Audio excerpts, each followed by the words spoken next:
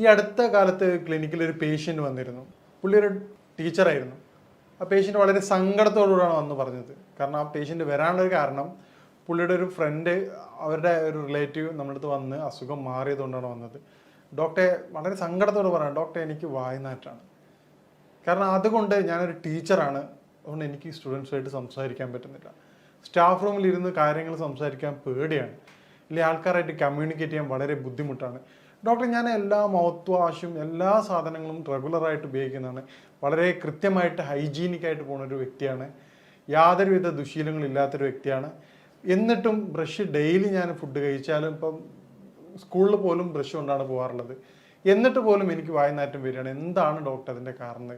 ഞാൻ ആ പുള്ളിയോട് പറഞ്ഞു, ഇതിൻ്റെ വായ്നാറ്റത്തിൻ്റെ യഥാർത്ഥ കാരണം വരുന്നത് കേവലം വായിൽ നിന്നല്ല, അത് വയറുമായിട്ട് ബന്ധപ്പെട്ട ഒരുപാട് കാരണങ്ങളുണ്ട്. അതിൽ ഏറ്റവും പ്രധാനപ്പെട്ടത് വയറുമായി ബന്ധപ്പെട്ടതാണ് അതിൻ്റെ കാരണം. അപ്പോൾ ആ രൂപത്തിൽ വ്യക്തിയെ ട്രീറ്റ് ചെയ്യും, വളരെ എളുപ്പം തന്നെ പൂർണ്ണമായിട്ട് നമുക്ക് മാറ്റിയെടുക്കാൻ പറ്റും. ഞാൻ ഡോക്ടർ സയ്യിദ് മുഹസിൻ. ഇന്ന് നമ്മൾ സംസാരിക്കാൻ പോകുന്ന വിഷയം വായ്നാറ്റത്തിൻ്റെ കാരണം എന്താണ്, ഏത് തരത്തിൽ അത് നമുക്ക് പരിഹരിക്കാം, എന്തൊക്കെ രൂപത്തിൽ അത് വരാതിരിക്കാനുള്ള മുൻകരുതൽ എടുക്കാം എന്നാണ് സംസാരിക്കുന്നത്.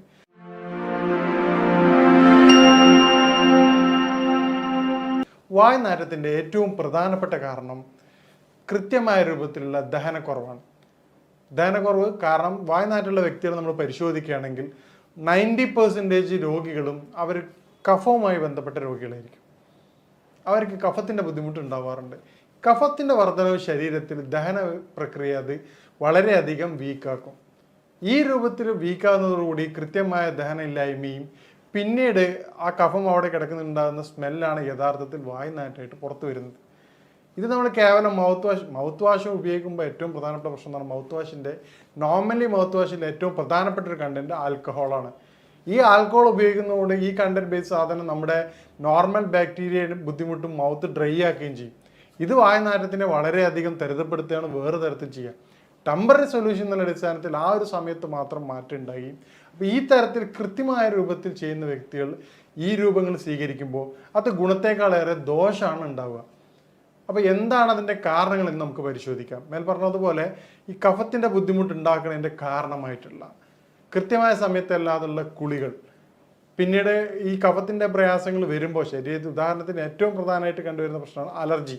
ഈ ബുദ്ധിമുട്ടുള്ള ആൾക്കാർക്ക് ഒരു 70 to 80% പേഷ്യൻസ് പറയുന്നത്, ഡോക്ടർ എനിക്ക് തുമ്മലിൻ്റെ ബുദ്ധിമുട്ടുണ്ട്, അല്ലെങ്കിൽ എനിക്ക് മൂക്കൊലിപ്പിൻ്റെ പ്രയാസമുണ്ട്, തലവേദനയുണ്ട്, അസിഡിറ്റി പോലെ തന്നെ എനിക്ക് ഏറ്റവും പ്രധാനപ്പെട്ട ബുദ്ധിമുട്ടാണ് ഡോക്ടറെ വളരെയധികം കഫത്തിൻ്റെ, കാരണം തല കുനിക്കുന്ന സമയത്ത് തലക്കനം വരികയാണ്. അപ്പോൾ കഫത്തിൻ്റെ ബുദ്ധിമുട്ട് എന്തൊക്കെയാണ് ശരീരത്തിൽ കാണിക്കുന്നത് ആ എല്ലാവിധ ലക്ഷണങ്ങളും ആ വ്യക്തി പറയുകയാണ്. അപ്പോൾ ഈ കാര്യം നമ്മൾ പറയുമ്പോഴാണ് അവർ പറയുന്നത്, ഡോക്ടർ ഇതെനിക്കുണ്ട്. അപ്പോൾ കഫം വരാതിരിക്കാൻ എന്തൊക്കെ ശ്രദ്ധിക്കുക എന്നുള്ളത് നോക്കുകയാണെങ്കിൽ നമുക്ക് വായ്നാറ്റം ഒരുവിധം വരെ നമുക്ക് പരിഹരിക്കാം. അതിനുള്ള മാർഗ്ഗങ്ങൾ നമ്മൾ അവസാനം വിശദമായിട്ട് വിശദീകരിക്കുന്നതാണ്. ഇനി മറ്റൊരു പ്രധാനപ്പെട്ട കാരണമാണ് കോൺസ്റ്റിപ്പേഷൻ. കൃത്യമായ ശോധനയില്ലായ്മ വായ്നാറ്റത്തിൻ്റെ മറ്റൊരു പ്രധാനപ്പെട്ട കാരണമാണ്. കാരണം ഇന്നത്തെ ലൈഫ് സ്റ്റൈൽ കൊണ്ട്, കൃത്യമായ ഉറക്കക്കുറവില്ലാത്തത് കൊണ്ട്, രാത്രി വളരെ വൈകിട്ട് ഉറങ്ങുകയും രാവിലെ ലേറ്റായിട്ട് എഴുന്നേൽക്കുകയും ചെയ്യുന്നതിലൂടെ ദഹന പ്രക്രിയ വളരെ കുറവാണ്. ഇതേ രൂപത്തിൽ തന്നെയാണ് ഹൈ കലോറി ഫുഡ്. നമ്മൾ കഴിക്കുന്ന ഭക്ഷണം, ഉദാഹരണത്തിന് നമുക്ക് ആവശ്യത്തിലധികമുള്ള കലോറി ഫുഡാണ് ഇന്ന് കഴിക്കുന്നത്. ജങ്ക് ഫുഡായിട്ടായാലും മറ്റെല്ലാ രൂപത്തിലേക്ക് കഴിഞ്ഞാൽ, ഇപ്പം ജങ്ക് ഫുഡ് മാത്രമല്ല, നമ്മൾ പൊതുവേ ഡോക്ടേഴ്സ് കുറ്റപ്പെടുന്ന കാര്യമാണ് ജങ്ക് ഫുഡ്. ജങ്ക് ഫുഡ് കുറ്റപ്പെടുത്തേണ്ട വേണം, യാതൊരു സംശയമില്ല. പക്ഷേ നമ്മൾ അറിയാതെ സൈഡിലൂടെ സംഭവിക്കുന്ന വേറൊരു കാര്യമുണ്ട്, അത് എണ്ണ പലഹാരങ്ങളാണ്. നമ്മൾ കഴിക്കുന്ന ഒരു സമൂസയൊക്കെ കഴിച്ചാൽ നോർമലി അതിൻ്റെ കലോറിക് വാല്യൂ എന്ന് പറഞ്ഞു കഴിഞ്ഞാൽ ഒരു 3 to 4 കിലോമീറ്റർ സഞ്ചരിക്കാനുള്ള എനർജി ഒരു സമൂസയിലൂടെ കിട്ടുന്നുണ്ട്. ഈ തരത്തിൽ നമ്മൾ ചായ കുടിക്കുന്ന സമയത്ത് 3-4 സമൂസ അല്ല 2-3 സമൂസ കഴിച്ച് ആ വ്യക്തി വരെ ബൈക്കിലാണ്, ആ തൊട്ടടുത്ത ഓഫീസ് പോയിട്ട് വീണ്ടും വെറുതെ ഇരിക്കുകയാണ്. പിന്നീട് കഴിക്കുന്ന ബർഗർ, അതുപോലെ ഓരോ ഫുഡ് കഴിക്കുന്നത് ഹൈ കലോറി ഫുഡാണ്. ഇത് നമ്മുടെ ബാലൻസിങ് ഇൻ ആൻഡ് ഔട്ടിൻ്റെ റേഷ്യോ യാതൊരുവിധ പൊരുത്തപ്പെടാത്ത രൂപത്തിലേക്ക് മാറുകയാണ്. ഇത് നമ്മുടെ ഫുഡ് സ്റ്റൈൽ മാറുന്നതോടുകൂടി കൃത്യമായ ഫിസിക്കൽ മൂവ്മെൻറ്റ്സ് ഇല്ലാത്ത അവസ്ഥ, നേരത്തെ പറഞ്ഞ പോലെ സഡൻഡറി ലൈഫ് സ്റ്റൈലിൻ്റെ കാരണമായിക്കൊണ്ട് വൈകി ഉറങ്ങി എഴുന്നേൽക്കുന്ന വ്യക്തി രാവിലെ കുളിച്ച് എഴുന്നേറ്റ് ഉടനെ ബൈക്കോ കാറോ എടുത്തിട്ട് ഓഫീസിലേക്ക് പോവാണ്. പിന്നീട് ഇതേപോലെയാണ് വൈകിട്ട് വരുന്നത്. കൃത്യമായ വ്യായാമത്തിന് സമയം അവർ കിട്ടാറില്ല. പിന്നെ ഓഫീസ് ഡോർ ടു ഡോറാണ്. ഫിസിക്കൽ മൂവ്മെൻറ്റ്സ് വളരെ കുറവാണ്. ഉദാഹരണത്തിന് പണ്ടൊക്കെ ട്രെയിനിൽ പോകുന്ന വ്യക്തികളാണെങ്കിൽ കുഴപ്പമില്ല, സ്റ്റേഷനിൽ നടക്കുന്ന ബുദ്ധിമുട്ടുണ്ടായിരുന്നു, നടക്കാനുള്ളൊരു ടൈം പോലും നമുക്ക് ഫിസിക്കൽ ആക്ടിവിറ്റീസ് കിട്ടാറുണ്ട്. ഇന്ന് സ്റ്റേഷനിലായാലും എല്ലാം നമുക്ക് ബൈക്ക് അല്ലെങ്കിൽ ഡോർ ടു ഡോറാണ്, കാറോ ബൈക്കോ കാര്യങ്ങളാണ് 90% പീപ്പിൾസ് ഉപയോഗിക്കുന്നത്. ഇത്തരത്തിൽ ഫിസിക്കൽ മൂവ്മെൻറ്റ്സ് കുറയുമ്പോൾ ശരീരത്തിൽ കോൺസ്റ്റിപ്പേഷൻ വന്ന് കണ്ടുവരാറുണ്ട്.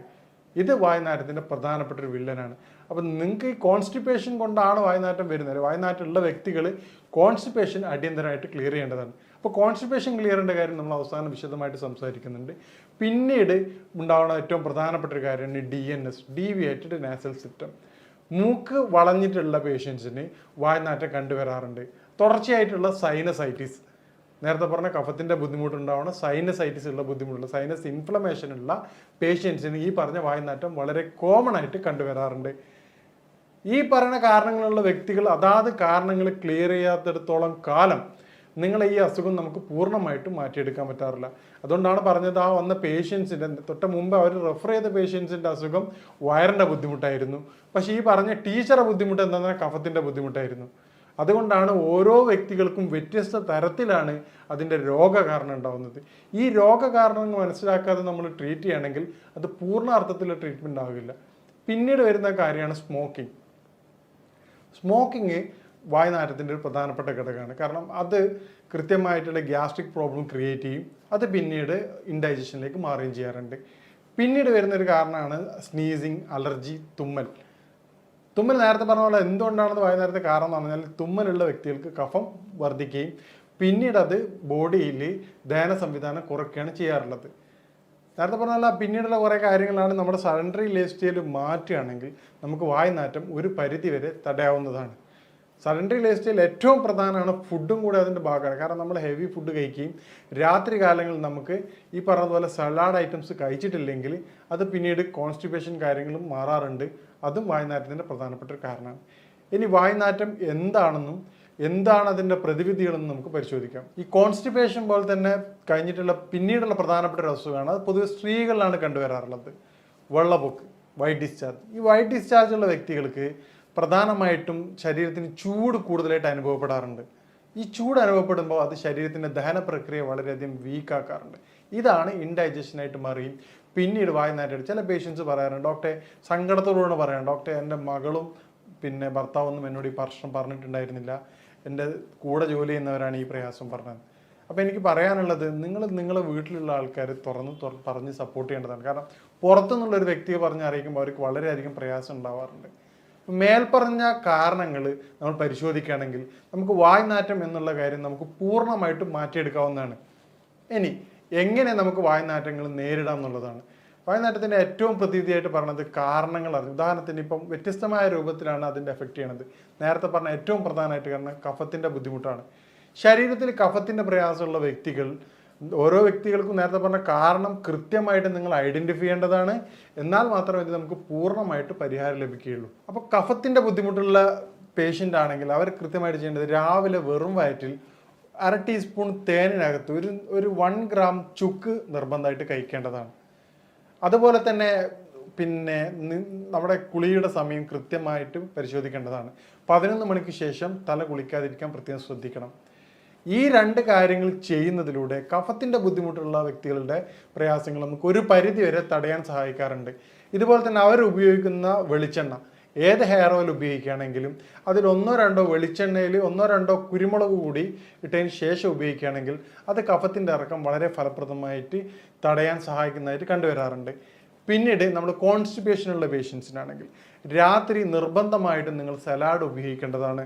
അതുപോലെ തന്നെ നിങ്ങൾ സലാഡിൻ്റെ ഒപ്പം തന്നെ കക്കിരി, പപ്പായ എന്നീ ഫ്രൂട്ട്സുകൾ ഉപയോഗിക്കുക. ഒരു വ്യക്തിക്ക് എന്ത് ഭക്ഷണം കഴിച്ചാലാണോ ദഹനത്തിന് സഹായിക്കുന്നത് ആ ഭക്ഷണ സാധനങ്ങൾ നിർബന്ധമായി ഉൾപ്പെടുത്തേണ്ടതാണ്. എല്ലാ വ്യക്തികളും നിർബന്ധമായിട്ടും 1/2 മണിക്കൂറെങ്കിലും ഫിസിക്കൽ മൂവ്മെൻറ്റ്സ് നിർബന്ധമായിട്ട് ചെയ്യേണ്ടതാണ്. കാരണം ഫിസിക്കൽ മൂവ്മെൻറ്റ് ശരീരത്തിൻ്റെ വളരെയധികം അത്യാവശ്യമായിട്ടുള്ള ഘടകമാണ്. ഇന്നത്തെ എല്ലാ ലൈഫ് സ്റ്റൈൽ ഡിസോർഡേഴ്സിൻ്റെയും അടിസ്ഥാന കാരണം ഫിസിക്കൽ മൂവ്മെൻറ്റ്സിൻ്റെ കുറവാണ്. പിന്നീട് നമുക്ക് ചെയ്യാൻ പറ്റുന്ന കാര്യമാണ് നേരത്തെ പറഞ്ഞ പോലെ വൈറ്റ് ഡിസ്ചാർജ് ഉള്ള സ്ത്രീകളിൽ, വയറിന് ബുദ്ധിമുട്ടുള്ള സ്ത്രീകളിൽ നമുക്ക് ചെയ്യാൻ പറ്റുന്ന കാര്യമാണ് തേൻ നെല്ലിക്ക. വയറിൽ ചൂട് കുറച്ച് തണുപ്പാക്കി മരുന്ന്, തൈര് ധാരാളം ഉപയോഗിക്കാവുന്നതാണ്. അതുപോലെ തന്നെ ജീരകത്തിൻ്റെ വെള്ളം. ഉച്ചയ്ക്ക് ഭക്ഷണം കൊണ്ടുപോകുന്നൊപ്പം തന്നെ ജീരകത്തിൻ്റെ വെള്ളം കൊണ്ടുപോവുകയാണെങ്കിൽ അത് ഡൈജഷൻ വളരെ സുഗമമാക്കുകയും അത് വായുനാറ്റത്തെ കുറച്ചും കണ്ടുവരാറുണ്ട്. ഇതുപോലെ നമുക്ക് സിമ്പിളായിട്ട് നാച്ചുറൽ മൗത്ത് വാഷായിട്ട് ഉപയോഗിക്കാൻ പറ്റുന്ന സാധനമാണ് പിന്നെ ഇലാച്ചി. ഏലക്കായ 1-2 എടുത്തിട്ട് പ്രത്യേകം ശ്രദ്ധിക്കുക, പെസ്റ്റിസൈഡ് ഉപയോഗിച്ചതാണ് മാർക്കറ്റിൽ അവൈലബിൾ. അതുകൊണ്ട് അതിൻ്റെ പുറം ഭാഗം ഒഴിവാക്കിക്കൊണ്ട് കുരുക്കൾ മാത്രം ചവച്ചെടുക്കുന്നത് വളരെയധികം ഫലപ്രദമായിട്ട് കണ്ടുവരാറുണ്ട്. പണ്ട് കാലങ്ങളിലൊക്കെ ആൾക്കാർ ഇരട്ടി മധുരം, ഒരു ചെറിയൊരു കഷ്ണം ഇരട്ടി മധുരം എടുത്തിട്ട് ഒരു ചെറിയൊരു പീസ് എടുത്ത് ഇടയ്ക്ക് വായിൽ വെച്ച് ചവക്കുന്നത് കഫത്തിൻ്റെ ബുദ്ധിമുട്ട് കുറയ്ക്കാൻ വളരെയധികം സഹായിക്കാറുണ്ട്. ഈ തരത്തിലൂടെ കൺട്രോൾ ചെയ്യുകയാണെങ്കിൽ നമുക്ക് വായുനാറ്റം എന്നുള്ളത് വളരെ എളുപ്പം തന്നെ പൂർണ്ണമായിട്ട് മാറ്റിയെടുക്കാവുന്നതാണ്. ഇനി വായുനാറ്റം നേരത്തെ പറഞ്ഞതുപോലെ നമ്മുടെ പേഷ്യൻസിന് മാറുന്നതിൻ്റെ കാരണം അവരുടെ യഥാർത്ഥ കാരണം കണ്ടെത്തുന്നതിലൂടെയാണ്. മേൽപ്പറഞ്ഞ കാരണങ്ങളിലൂടെ നമുക്ക് വായുനാറ്റത്തിൻ്റെ കാരണം മനസ്സിലാക്കിക്കൊണ്ടാണ് നമ്മുടെ ക്ലിനിക്കുകളിൽ രോഗികളെ പരിശോധിച്ച് കൃത്യമായ ചികിത്സ കൊടുക്കുന്നത്.